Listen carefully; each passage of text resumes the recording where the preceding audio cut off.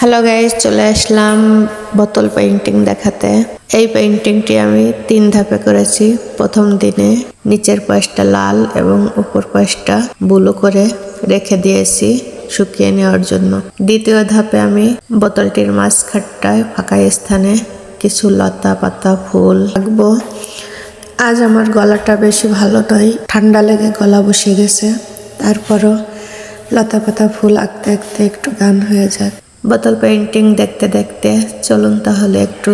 সোনা বন্ধু তুই আমারে করলি রে দিওয়ানা, সোনা বন্ধু তুই আমারে করলি রে দিওয়ানা, মনে তো মানি না দিলে তো বোঝে না।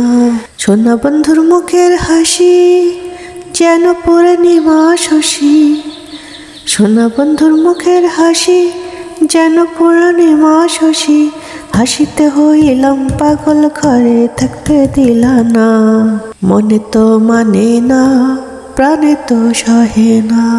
সোনা বন্ধুর সোনার তরি চালাই আমি কেমন করি, সোনা বন্ধুর সোনার তরি, সোনা বন্ধুর সোনার তরি চালাই আমি কেমন করি, তরি পাইলাম মাঝির দেখা পাইলাম না, মনে তো মানে না দিলে তো বোঝে না।